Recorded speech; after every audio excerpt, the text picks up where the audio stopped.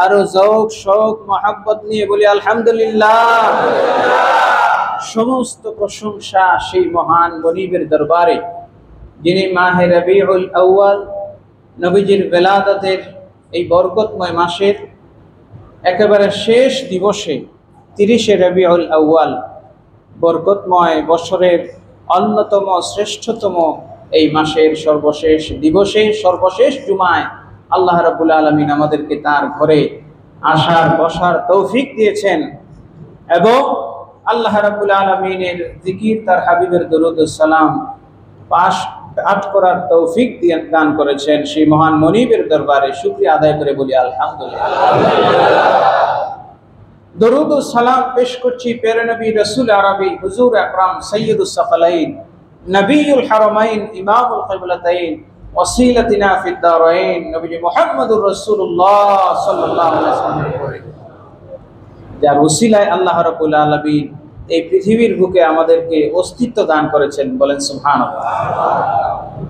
হাজিরিন, খুতবার প্রারম্ভে পবিত্র কোরআনে কারীমের সূরা রুমের 54 নং আয়াতে কারীমে তেলাওয়াত করেছি।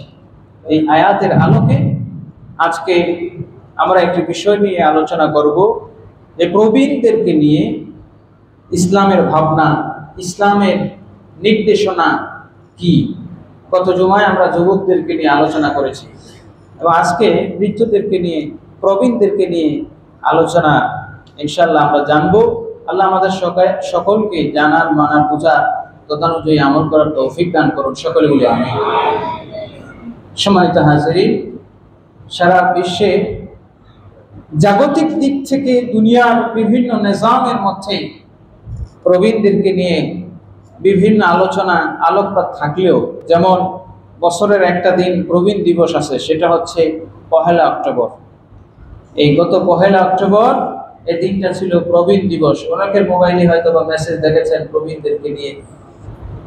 তো যাই হোক, প্রবীণদেরকে নিয়ে যার যেটুকু ভাবনা থাকুক না কেন, আমার আল্লাহ তার হাবিব প্রবীণদেরকে নিয়ে অনেকগুলো কথা বলেছেন। বলেন সুবহানাল্লাহ। যুবক বয়সের যেমন দাম আছে, তেমনি ভাবে প্রবীণদেরও দাম আছে না নাই? আমরা তো মনে করি মানুষ যখন বৃদ্ধ হয়ে যায় তার কোনো কাজে আসে না, সে সমাজের জন্য বোঝা, এরকম কনসেপশন, এরকম চিন্তা চেতনা আমাদের সমাজে আছে না নাই? বৃদ্ধ মানুষ যখন ঘরের মধ্যে, পরিবারের মধ্যে, সমাজের মধ্যে একজন বৃদ্ধ, একজন প্রবীণ আমাদের সকলের কাছে বোঝা মনে হয়, সবার কাছে, পরিবারের কাছেও বোঝা, পরিবারের কাছেও বোঝা, সমাজের কাছেও প্রবীণদেরকে বোঝা মনে করে, ঠিক কিনা বলেন? কিন্তু আমার আল্লাহ বলছেন প্রবীণরা বোঝা নয়, বরং প্রবীণরা হলো বরকতের কারণ। সুবহানাল্লাহ বলে। আল্লাহ রাব্বুল আলামিন মানুষকে প্রবীণ কিংবা বৃদ্ধ সময়টা স্মরণ করিয়ে দিয়ে সূরা রুমে 54 নং আয়াতে ইরশাদ করেন, আল্লাহুল্লাযী খালাকাকুম মিন দু'ফিন সুম্মা জাআলা মিন বা'দি দু'ফিন কুওয়া। বলেন সুবহানাল্লাহ। আল্লাহুল্লাযী খালাকাকুম, তিনি সেই মহান সত্তা যিনি তোমাদেরকে সৃষ্টি করেছেন, সৃজন করেছেন, মিন দু'ফিন, দুর্বল অবস্থা থেকে। তোমরা যখন শিশু ছিলে, না কিছু ধরতে পারতে, না নিজে কিছু করতে পারতে, এই অবস্থাটার কথা আল্লাহ স্মরণ করিয়ে দিয়ে বলেন, দুর্বল অবস্থা থেকে আমি যখন সৃষ্টি করলাম, সুম্মা জাআলা মিন বা'দি দু'ফিন কুওয়া, সুতরাং এই দুর্বলতার সময়টা যখন তুমি কাটিয়ে উঠলে, ধীরে ধীরে তোমার দেহে আমি শক্তি দান করেছি। বলেন সুবহানাল্লাহ। তুমি যখন যুবক হয়ে যখন শক্তি অর্জন করলে, সুতরাং যৌবনের তাড়নায় তুমি যা চাইবে তাই করবে, ধরাকে সরা জ্ঞান করবে, বৃদ্ধকে অবমূল্যায়ন, অপমান করবে, অবহেলা করবে, তা চলবে না। আমি তোমাকে যুবককে স্মরণ করিয়ে দিচ্ছি যে যুবক, এখন যুবক আছো, তোমারও কিন্তু একদিন বৃদ্ধ হতে হবে। বলেন সুবহানাল্লাহ। আল্লাহ এরপরে বলছেন, সুম্মা জাআলা মিন বা'দি কুওয়াতিন দু'ফা, স্মরণ রেখে যুবক, শরীরের মধ্যে যতক্ষণ শক্তি আছে, বুড়ো মানুষকে তুমি বুড়ো আঙ্গুল দেখিয়ে দিলে, কিন্তু একদিন তুমিও বুড়ো হবে। বুড়োকে দেখে মুরব্বি বললা, চাচা বললা। অনেক মুরব্বি আছে কিন্তু মুরব্বি বললে, চাচা বললে একটু রাগ করে, কথা কোন ঠিক কিনা? অনেকেই আছে কিন্তু মনে রাখবেন, মুরব্বী, বাবা, চাচা আপনাকে যেভাবে সম্বোধন করুক না কেন, আপনার বয়সের সাথে আপনাকে যদি মুরব্বী বলা হয়, এটা আপনার জন্য সম্মান। সুবহানাল্লাহ। অনেকে আছি চুল দাড়ি সাদা হইতে দেই না, কারণ বয়সটা বেড়ে যায়, বুড়ো মনে হয়। না না, এই সাদা দাড়িটা আপনার বৃদ্ধ হওয়া কিংবা আপনাকে ছোট হওয়ার লক্ষণ নয়, বরং বড় হওয়ার লক্ষণ। সুবহানাল্লাহ। পৃথিবীতে সর্বপ্রথম দাড়ি সাদা হয়েছিল ইব্রাহিম আলাইহিস সালামের। সুবহানাল্লাহ। কারণটা হলো, বাবা ছেলে ইব্রাহিম ইসমাইল যখন এক জায়গায় যায়, দুইজনেরই কালো দাড়ি। আল্লাহ পাক রব্বুল আলামিনের কাছে ইব্রাহিম বললেন, রব্বুল আলামিন, আমরা বাপ ছেলে একরকম দেখা যায়, চেহারাও একরকম, হয় কি হয় না? দাড়িও একরকম, সুতরাং আমি যে তার চেয়ে বড়, আমি যে তার পিতা, দুইজনের মধ্যে একটা পার্থক্য। পিতার সম্মান, ছেলের সম্মান আলাদা, ঠিক কিনা বলেন? দুইজনেই নবী, কিন্তু নবী হলেও পিতা পুত্রের মাঝে যে সম্পর্কটা, সেই সম্পর্কটা এবং যে সম্মান, যে পার্থক্যটা করে দিয়েছেন কে? আল্লাহ রাব্বুল আলামিনের কাছে ইব্রাহিম আলাইহিস সালাম পার্থক্য চাইলেন, যে আল্লাহ রাব্বুল আলামিন বাবা ছেলের মাঝে যাতে মানুষ পার্থক্য করতে পারে, আইডেন্টিফিকেশনের জন্য যখন চাইলেন, আল্লাহ পাক তার কয়েকটা দাড়ি সাদা বানায় দিলেন। সুবহানাল্লাহ। এবং জানায় দিলেন, সাহেবা, তোমার এই দাড়ি সাদা হওয়া এটাই হলো তোমার সম্মান মর্যাদা প্রাপ্তির লক্ষণ। বলেন সুবহানাল্লাহ। সুতরাং চুল দাড়ি যদি সাদা হয়, এটা কিসের লক্ষণ? সম্মানের লক্ষণ। কিসের লক্ষণ? আমরা অনেকেই যত চুল দাড়ি সাদা হয়ে যাচ্ছে, খালি কালো খেজাব। মনে রাখবেন, কালো খেজাব এটি মাকরুহে তাহরিমি। কোন কোন ফুকাহায়ে কেরাম বলেছেন এটি হারাম। যারা শুধুমাত্র যারা জিহাদে মুজাহিদ, তাদের জন্য কালো খেজাব ব্যবহার জায়েজ, আর অন্যদের জন্য এটি মাকরুহে তাহরিমি, মতান্তরে হারাম। আপনি চাইলে অন্য কালার মেহেদি দিতে পারেন। সুবহানাল্লাহ বলে। আল্লাহ রাব্বুল আলামিন সেই বার্ধক্যের কথা স্মরণ করিয়ে দিচ্ছেন সবাইকে। সবাইকে একদিন বৃদ্ধ হতে হবে, বুড়ো হতে হবে। সুতরাং কোন যুবক যদি কোন বৃদ্ধকে মুরব্বী বলে ক্রিটিসাইজ করে, অপমান অপদস্থ করে, এটা তার জন্য শোভনীয় নয়। আমার নবী তাকে জানায়া দিচ্ছেন, মাল্লাম ইয়ারহাম সগীরানা ওয়া লাম ইউওয়াক্কির কাবীরানা ফালাইসা মিন্না। যে ছোটদেরকে স্নেহ করে না আর বড়দেরকে সম্মান করে না, সে আমার উম্মত হতে পারে না। ওরা সাবধান বাণী করেছেন। সুতরাং মুরব্বীদেরকে, প্রবীণদেরকে সম্মান করা নির্দেশনা কার বলেন?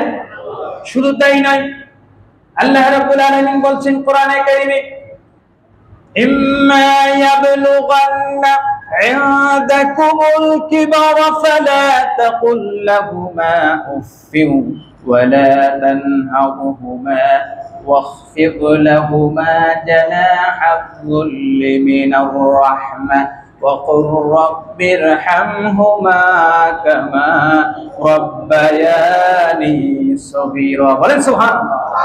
ইম্মা ইয়াবলুগান্না ইনদাকুমুল কিবরা, পিতামাতা যখন বার্ধক্য অবস্থায় তোমার নিকট উপনীত হবে, ফালা তাকুল লাহুমা উফফিন, তার ব্যাপারে উফ শব্দ পর্যন্ত তুমি করতে পারবে।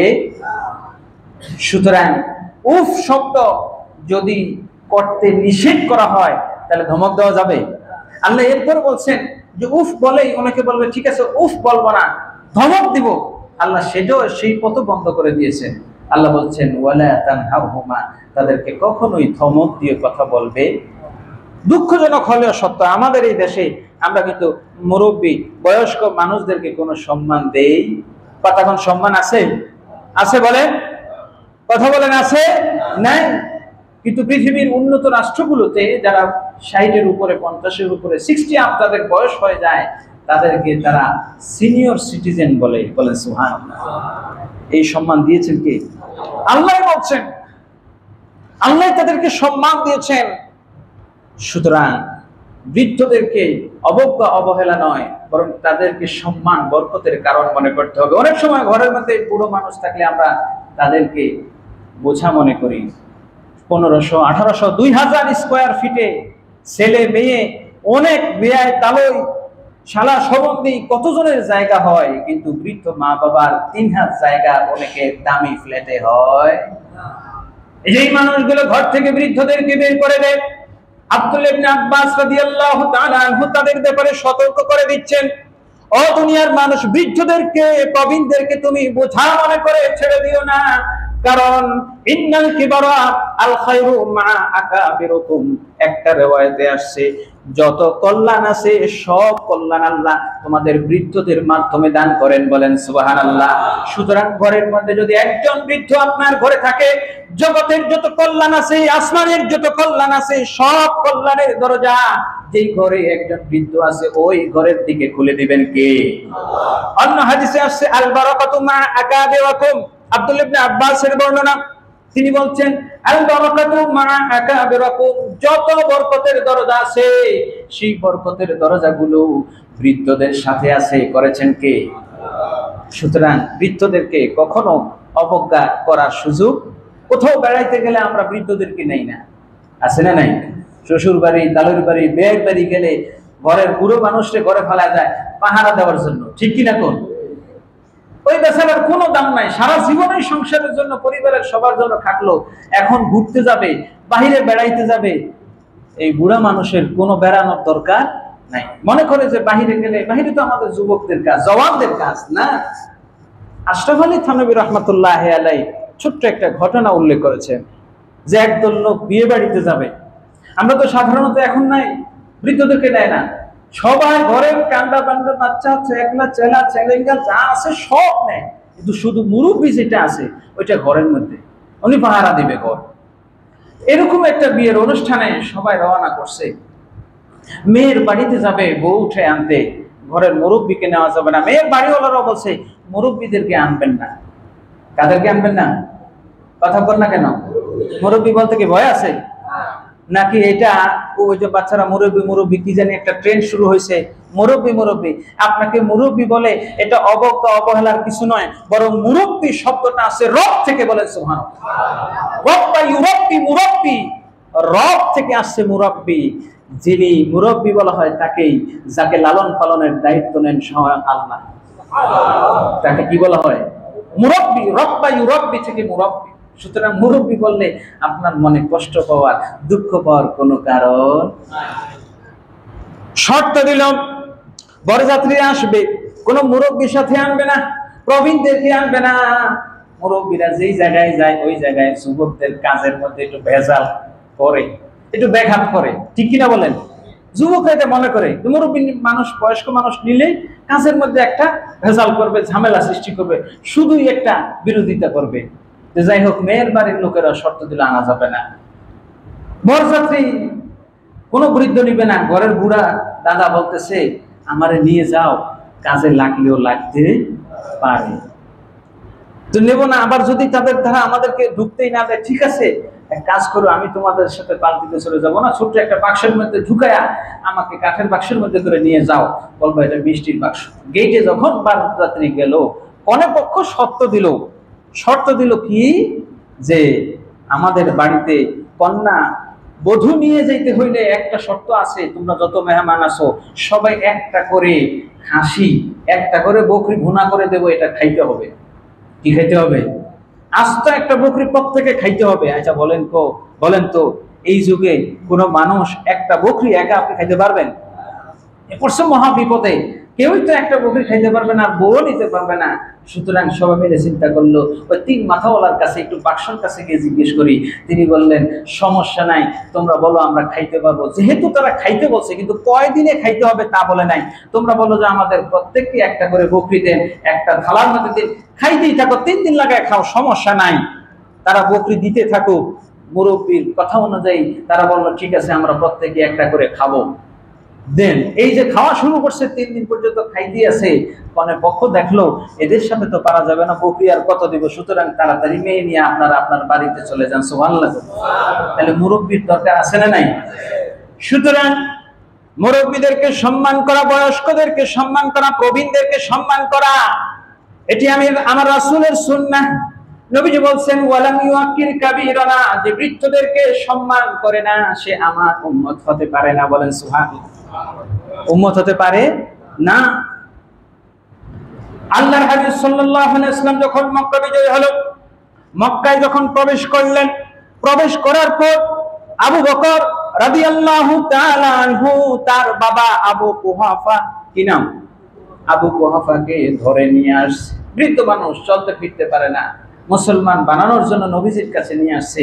আমার নবী আবু বকরকে ডেকে বললেন, আবু বকর, কেন এই বুড়ো মানুষটাকে তুমি কষ্ট দিলে? তুমি আমাকে বললেই তো হতো। আমি নবী মুহাম্মদুর রাসূলুল্লাহ বৃদ্ধকে সম্মান করি, বয়স্কদেরকে সম্মান করি, ইসলাম কবুল করার জন্য, ইসলামের দাওয়াত দেওয়ার জন্য আমি নবী রাহমাতুল লিল আলামিন ওই বৃদ্ধর কাছে, তার বৃদ্ধর ঘরে পৌঁছে দিলাম। সুবহানাল্লাহ। সুতরাং বৃদ্ধদেরকে আমরা যচ্ছেতাই ব্যবহার করব, এই সুযোগ নাই। এই দেশে কিন্তু এখনো প্রায় 2 কোটির উপরে বৃদ্ধ বুড়ো মানুষ আছে। মসজিদে আপনারা যত লোক আছেন অধিকাংশ কিন্তু 50-এর উপরে বয়স। কথা কর ঠিক কিনা? আল্লাহ রাসূল সাল্লাল্লাহু তাআলা আলাইহি ওয়াসাল্লাম বৃদ্ধদেরকে সম্মান এইভাবে করতেন, মুরব্বীদের কথা শুনতেন। যুবকরা এখন কোন জায়গায় মুরব্বীর কথা শুনে না, বয়স্কদের কথা শুনে না, খালি নিজের চিন্তা। বিয়ে শাদীর বেলায় তো নাই, নিজের পছন্দ। একেবারে শতকরা 70 থেকে 80টা বিয়ে হয় এখন কাদের পছন্দে? ছেলে মেয়েদের নিজেদের পছন্দে। কথা কোন ঠিক কিনা? না দ্বিমত আছে আপনাদের? শতকরা 70 থেকে 80 ভাগ। কিন্তু মনে রাখবেন, মুরব্বীদের একটা সিদ্ধান্তের মধ্যে বরকত দিয়েছেন কে? আল্লাহ রাসূল নিজেই বলেছেন, ইন্নামাল বারাকাতু মা আকাবিরুকুম। যুবক, তোমার যে সিদ্ধান্তই নিবা একটু মুরব্বীদের থেকে সিদ্ধান্ত নাও, এই সিদ্ধান্তের মধ্যে বরকত দিবেন কে? রাসূল সাল্লাল্লাহু আলাইহি ওয়াসাল্লামের কাছে খাদিজা রাদিয়াল্লাহু তাআলা আনহা বিবাহের প্রস্তাব নাফিসাকে দিয়ে পাঠাইলেন।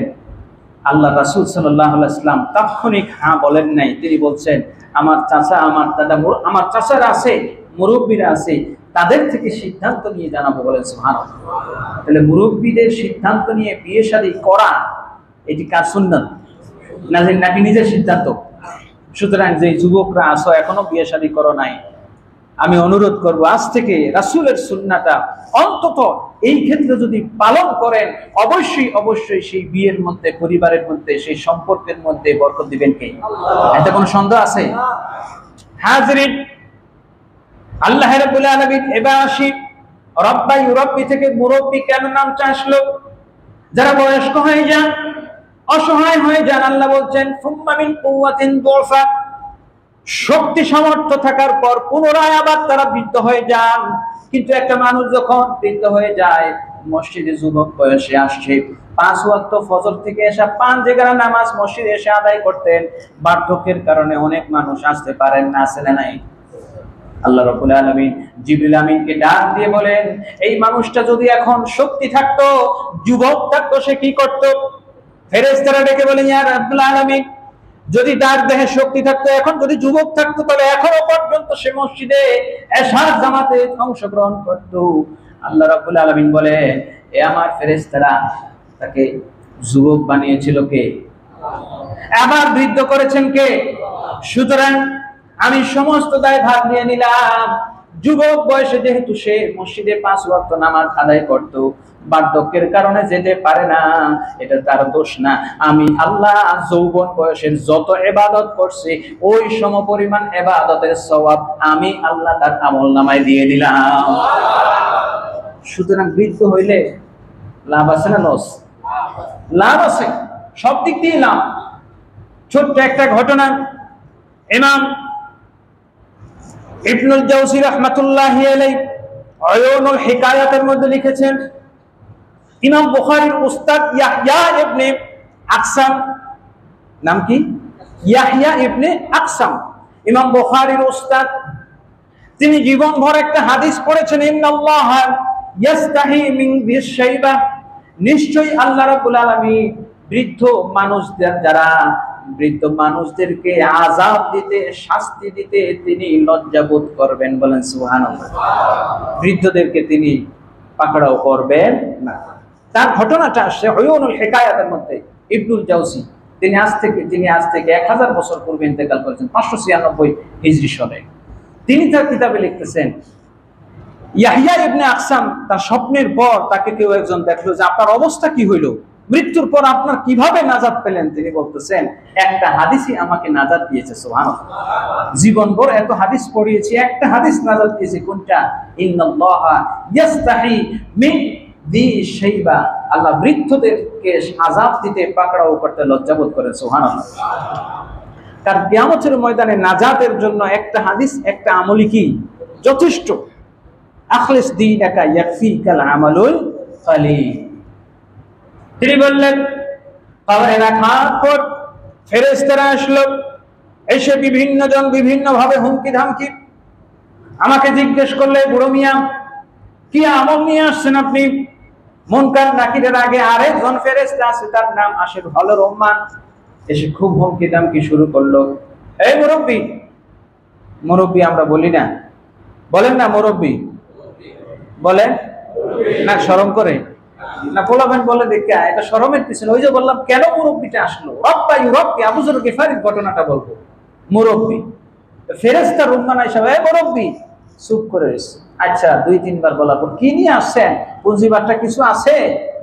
বলতেছে কিছু নাই, তবে একটা হাদিস নিয়ে আমি চিন্তা করতেছি।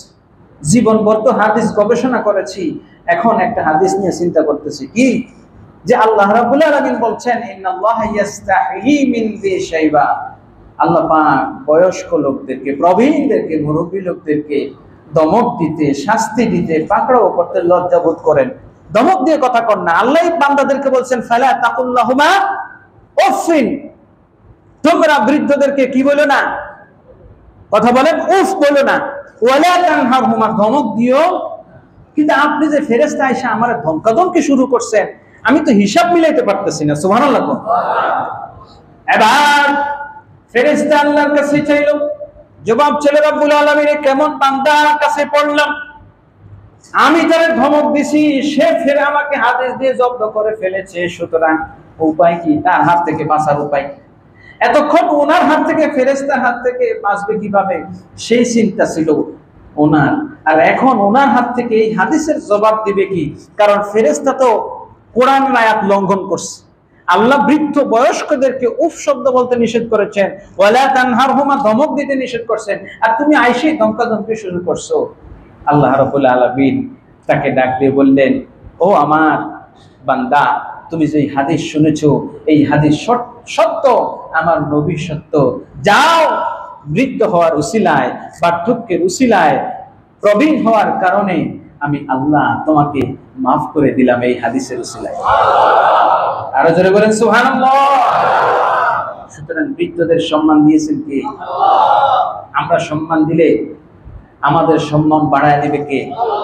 যুবক বৃদ্ধকে দেখলে আগে আমরা সালাম দিতাম, চায়ের দোকানে যদি তিনি আসতেন সরে দাঁড়াইতাম, আর এখন গা ঠেলা দিয়া, মোটরসাইকেল হরন দিয়া, সাইকেলের হরন দিয়ে, পিপিপ বাজায় বুড়ো মানুষটার গায়ের উপরে রাস্তার কাদা সব ভরে দিয়া আমরা চলি। কিন্তু আমার আল্লাহ রাব্বুল আলামিন ওই যুবকের ব্যাপারে নবীজির মাধ্যমে ঘোষণা দিয়ে দিচ্ছেন, হ্যাঁ যুবক, শুনে রাখো, ইন্না মিন ইজলালিল্লাহি তাআলা ইকরামু যি শাইবাতি। আলী রাদিয়াল্লাহু তাআলা আনহু এই হাদিসখানা বর্ণনা করেছেন, মান আকরামা মা আকরামা শাবুন শাইখান লিসিনহি, কোন যুবক যদি তার যৌবনে কোন বৃদ্ধ লোককে, কোন প্রবীণ লোককে বয়সের কারণে, কিসের কারণে? বয়সের কারণে সম্মান জানায়, ইকরাম করে, তাজিম করে, ইল্লা কাইয়াদাল্লাহু লাহু মিন মান ইউকরিমুহু ইনদা কিবারিহি, আল্লাহ রাব্বুল আলামিন ওই যুবকের জন্য এমন একজন লোক সেট করে রাখেন, এই যুবক যেমন বৃদ্ধকে সম্মান করলো, যুবক যেদিন বৃদ্ধ হয়ে যাবে ওই দিন ওই লোকের মতো একজন লোক তাকেও সম্মান করার জন্য নির্ধারণ করে দিবেন কে? কে বলেন? সুতরাং যুবক, তুমি যদি আজকে বৃদ্ধকে বার্ধক্যের কারণে সম্মান করো, তোমাকেও একদিন আল্লাহ পাক সম্মান দেওয়ার জন্য একজন ব্যক্তিকে, একজন মানুষকে, একটা যুবককে সেট করে রাখবেন। বলে সুবহানাল্লাহ। শুধু তাই নয়, একজন বয়স্ক লোককে, প্রবীণ লোককে সম্মান করা, আল্লাহকে সম্মান করা, কাকে সম্মান করা? আমার রাসূল বলেন, ইন্না মিন ইজলালিল্লাহি তাআলা ইকরামু যি শাইবা, যে মানুষকে বার্ধক্যের কারণে সম্মান করে সেজন্য স্বয়ং আল্লাহকে সম্মান করলো। সুবহানাল্লাহ। কত বড় কথা!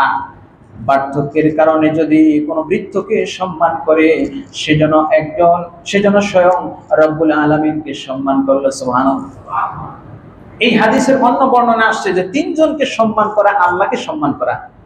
তিন ব্যক্তিকে সম্মান করা, কাকে সম্মান করা?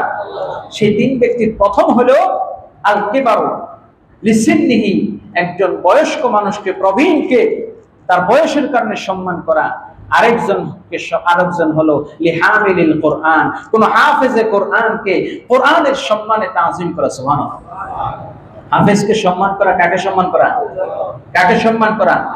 ওয়া ইমামুন আদিলুন, কোন ন্যায়পরায়ণ ইমাম, যিনি ন্যায় বিচার করেন, এমন ইমাম, এমন নেতা, তাকেও সম্মান করা, আল্লাহকে সম্মান করা। সুবহানাল্লাহ। সুতরাং এই তিন শ্রেণীর লোককে আমরা সম্মান করতে রাজি আছি তো? আল্লাহ কবুল করুন, সকলে বলি আমিন। ফেরে হাজিরিন, এই জন্য বললাম যে রব্বা ইউরব্বি থেকে মুরব্বি, বার্ধক্য বয়সে কেন তার মুরব্বি বলবো? কারণ তার দায়িত্ব নিয়েছেন, লালন পালনের দায়িত্ব নিয়েছেন কে? সেখান থেকে রব্বা ইউরব্বি মুরব্বি। ঠিক যেমনি ভাবে আপনাকে শৈশবে আল্লাহ লালন পালন করে, দুনিয়ায় আসার পর একটা শিশু দুর্বল থাকে, শক্ত খাবার খেতে পারে না, দুনিয়ার যাও সবজি লাউ যা কিছু আছে এটাকে নরম করে খাবার দেওয়ার আগে আমার আল্লাহ মায়ের স্তনের মধ্যে ওই শিশু নবজাতকের জন্য খাবার সৃষ্টি করে দেন কে? দুনিয়াতে আসার আগে যেহেতু সে চাবায়া কিছু খাইতে পারবে না, সুতরাং তাকে দুনিয়ার কোনো খাবার তার পেটের মধ্যে দেওয়ার আগে আমার আল্লাহ তার খাবারের ব্যবস্থা করেছেন। বলেন সুবহানাল্লাহ। তার সব কিছুর প্রয়োজন, যা কিছুর প্রয়োজন, সে যাতে মায়ের স্নেহ পায়, মায়ের মায়া মমতা ভালোবাসা পায় একটা শিশুর প্রতি। সুতরাং এই শিশুটা যাতে মা কখনো অবহেলা না করে, মা যাতে তাকে সযত্নে লালন পালন করে, এই জন্য মায়ের মনের মধ্যেও আমার আল্লাহ রাব্বুল আলামিন নিজের মহাব্বত, নিজের যে ভালোবাসা, বান্দার প্রতি যে ভালোবাসাটা আল্লাহর আছে, সেখান থেকে ৯৯ ভাগের ১ ভাগ ভালোবাসা মায়ের অন্তরে আমার আল্লাহ ঢেলে দেন।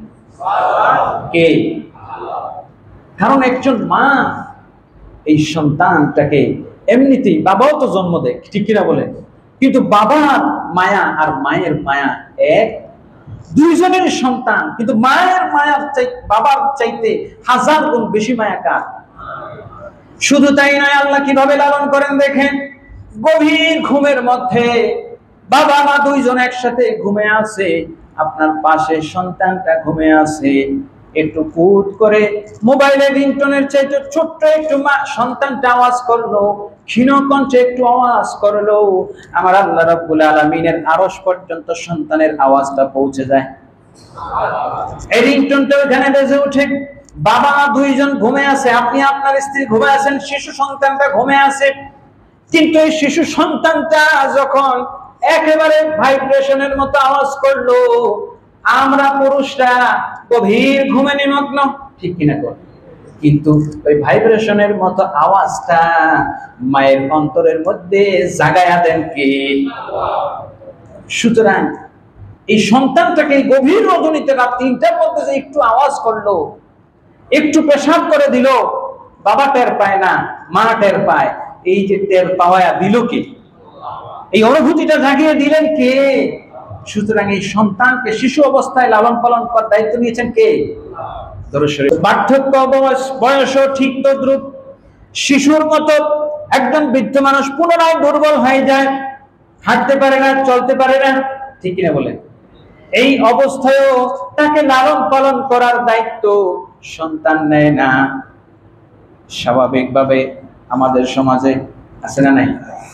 সন্তান মা বাবার বার্ধক্য অবস্থায় দায়িত্ব পালন করে না, নেয় না, প্রয়োজন পড়লে তাকে বৃদ্ধাশ্রমে দিয়ে আসে, তারপরেও লালন পালনের দায়িত্ব নেয় না।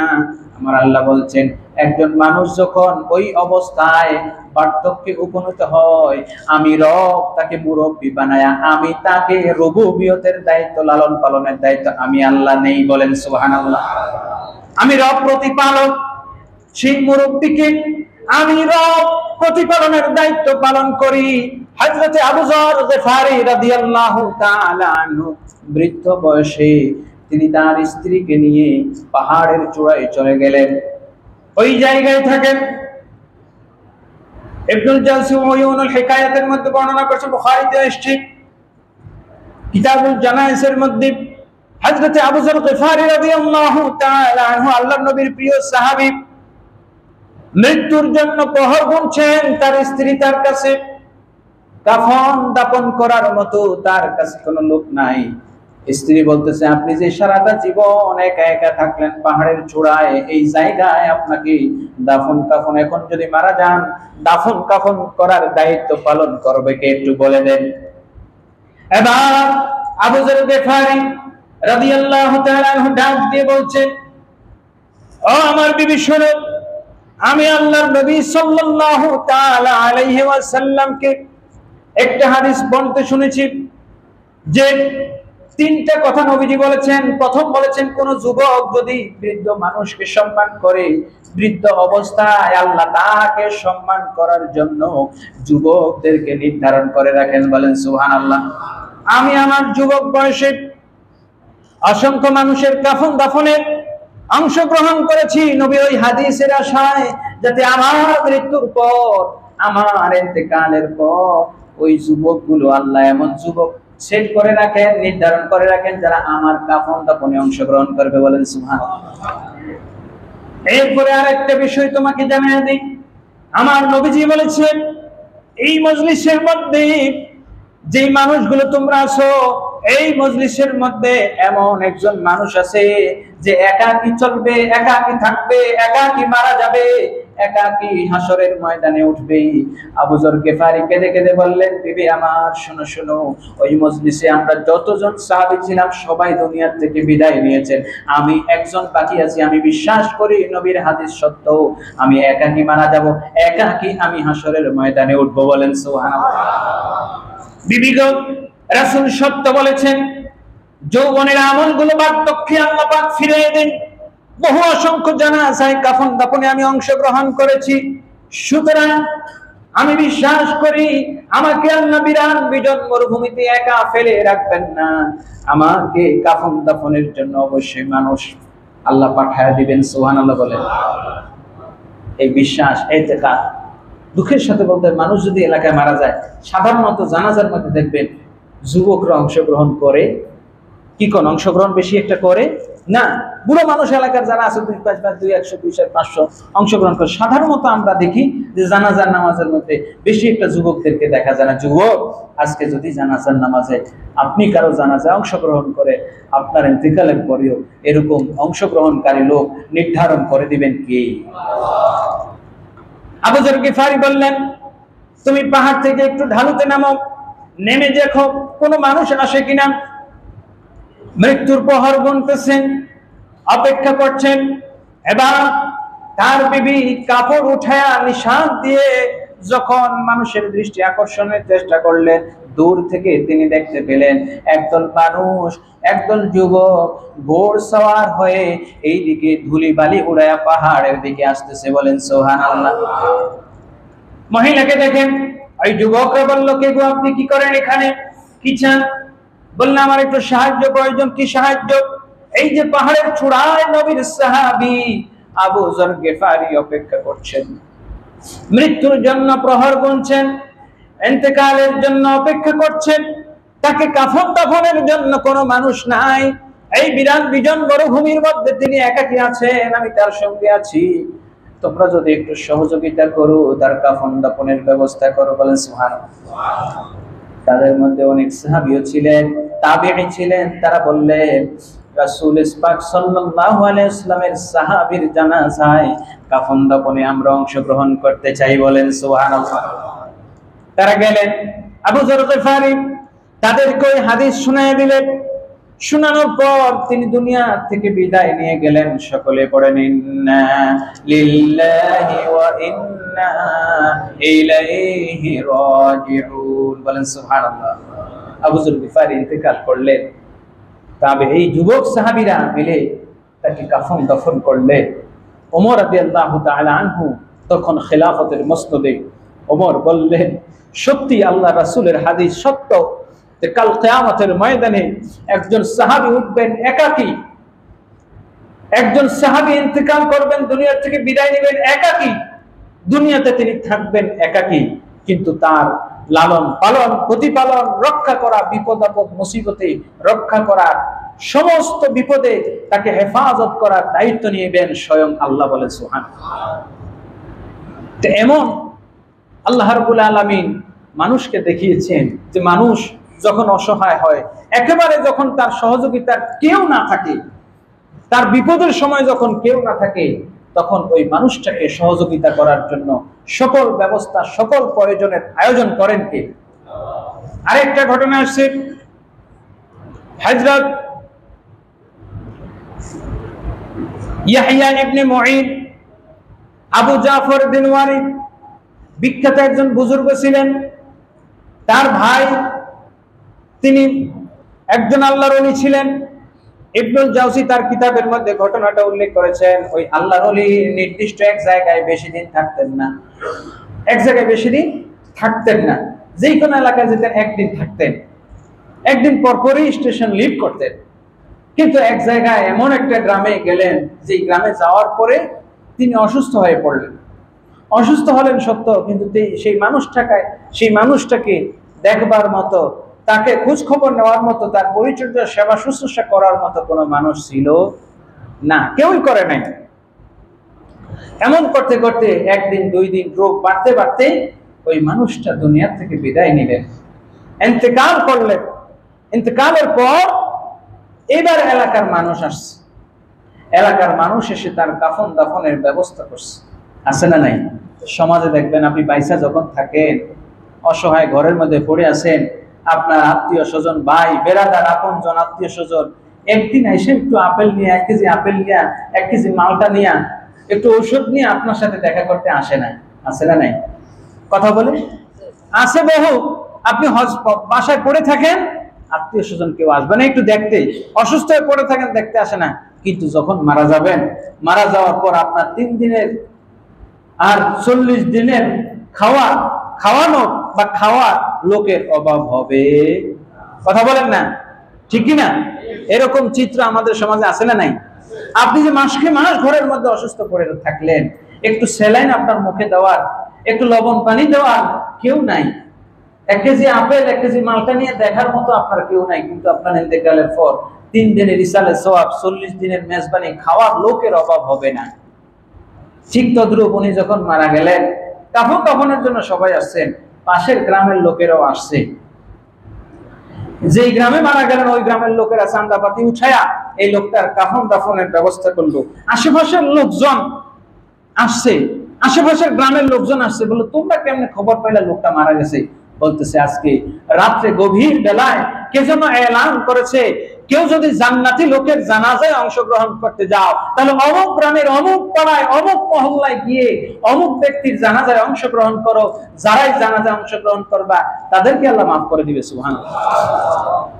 এটা বানানো গল্প নয়, উয়ুনুল হিকায়াতের মধ্যে ইবনুল জাওজি রাহমাতুল্লাহ আলাইহি বর্ণনা করেছেন। লোকটার জানাজায় সবাই অংশগ্রহণ করেছে। এলাকার মানুষ, ওই গ্রামের পাড়ার যারা ছিল, সেই পাড়ার মানুষ চাঁদা উঠায়া কাফন দাফন করেছে। তাকে দাফন করার পর এবার পরের দিন দেখা গেল মসজিদের মিম্বরের মধ্যে যে কাপড় দিয়ে কাফন দাফন দিছে, ওই কাপড়, ওই আতর, ওই সুরমা সব মিম্বরের মধ্যে রাখা আছে। সুবহানাল্লাহ। একটা চিরকুট লেখা আছে, ও এলাকাবাসী, মহল্লাবাসী, এই মানুষটা 7টা দিন কষ্ট করলো, 7টা দিন অসহায় অবস্থায় দিন কাটাইলো, নিঃস্ব রিক্ত অবস্থায় দুনিয়া থেকে বিদায় নিল, তার মুখে 1 ফোঁটা পানি দেওয়ার মতো কেউ থাকলে না, জীবিত অবস্থায় তাকে তোমরা সাহায্য করলে না। সুতরাং মৃত্যুর পর আমার বান্দা কোন সহযোগিতা তোমাদের প্রয়োজন নাই, তোমাদের কাপড়, সুরমা, আতর সব ফেরত দিয়ে দিলাম।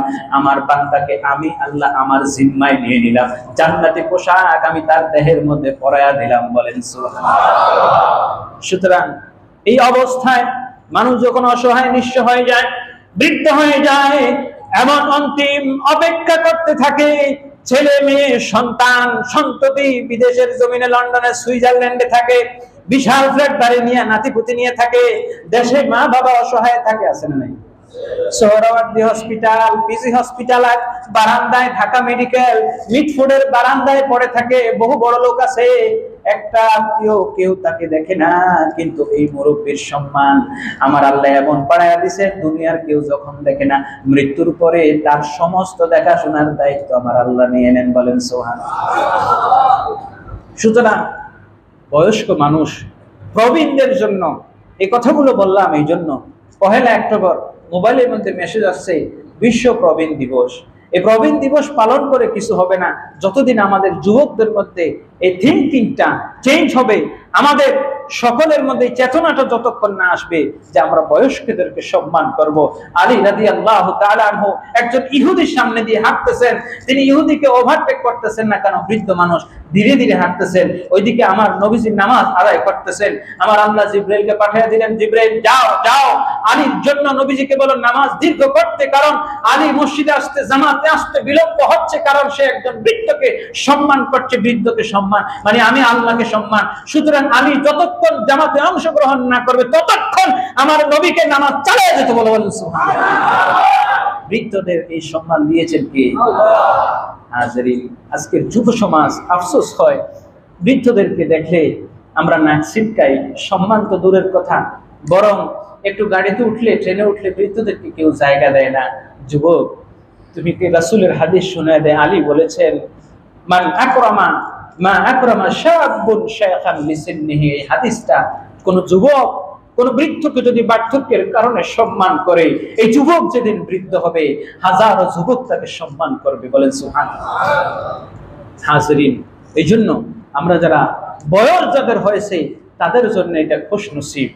বৃদ্ধ মানুষকে সম্মান করতে হবে। তার বার্ধক্যের কারণে তিনি যে বোঝা হয়ে গেছেন তা কিন্তু নয়, বরং তিনি যে দীর্ঘ হায়াত পেলেন, আমার চাইতে যার বয়স বেশি, 2 বছর 4 বছর বেশি, তিনি অবশ্যই আমার চাইতে 2-3 বার হইলো 5 বার হইলো নামাজ বেশি পড়েছেন। ঠিক কিনা বলেন? 2 জন সাহাবীর ঘটনা হাদিসে আসছে। 2 জন সাহাবী একসাথে চলতেন, একসাথে জন্ম, কিন্তু একজন জিহাদে শহীদ হয়ে গেলেন, আরেকজন দুনিয়ায় এখনো বেঁচে আছে। তো এই 2 জনের ব্যাপারে সাহাবায়ে কেরাম মতানৈক্য ইখতিলাফ হলো যে তাদের মধ্যে সম্মানী কেডা। 2 জন একসাথে মুসলমান হলো, একসাথে জন্ম, একসাথে কিছু, কিন্তু একদম আগে শহীদ হয়ে গেল, আরেকজন এখনো বেঁচে আছে, এরপরে মারা গেছে 1-2 বছর পরে। নবী সাল্লাল্লাহু আলাইহি ওয়াসাল্লামের কাছে যখন এই সংবাদ পেল, তখন সাহাবায়ে কেরাম মতামত দিলেন যে শহীদ হয়েছে তার মর্যাদা বেশি। আমার রাসূল বলেন, ঠিক আছে মর্যাদা বেশি, এই লোকটা যে 2টা বছর হায়াত বেশি পাইলো, এই লোকটা 2টা রমজান পেল, 2টা হজ করতে পারলো, 2 রাকাত 5 ওয়াক্ত নামাজ বেশি আদায় করতে পারলো, সুতরাং তোমরা তার এই আমলগুলো কোথায় রাখলা? সুতরাং রাসূলের হাদিস থেকে প্রমাণিত হয়, নবীজি নিজেই বলেছেন, খায়রুন নাস মান তালা উমরুহু ওয়া কাসুরা আমলুহু। ওই ব্যক্তি উত্তম যার হায়াত দীর্ঘ হলো আর সাথে সাথে আমলও দীর্ঘ হলো। বলেন না সুবহানাল্লাহ। বহু বৃদ্ধ এমন আছে, হায়াত দীর্ঘ হয় ঠিক, কিন্তু আমলের পাল্লা দীর্ঘ হয় না। বয়স বাড়ে ঠিক, আমল বাড়ে না। চুল দাড়ি পাকা হয় ঠিক, মৃত্যুর জন্য প্রস্তুতি নেয় না। এমনও বৃদ্ধ, এমনও প্রবীণ আমাদের সমাজে আছে না নাই? আল্লাহ পাক আমাদের যুবকদেরকে প্রবীণদের ব্যাপারে সম্মান প্রদর্শন করা, এবং প্রবীণদেরও উচিত যুবকদেরকে স্নেহ করার। আল্লাহ আমাদের রাসূলের এই হাদিস, মাল্লাম ইয়ারহাম সগীরানা ওয়া লাম ইউকির কাবীরানা ফালাইসা মিন্না, যে যুবক বৃদ্ধকে সম্মান করে না, যে বৃদ্ধ যুবককে সন্তানকে স্নেহ করে না, সে আমার উম্মত হতে পারে না। আল্লাহ পাক এই হাদিসের মিসদাক অনুযায়ী আমাদের সবাইকে বুঝার, তদানুযায়ী আমল করার তৌফিক দান করুন। সকলে বলি আমিন। ওয়া দাওয়ানা আলহামদুলিল্লাহি রাব্বিল আলামিন।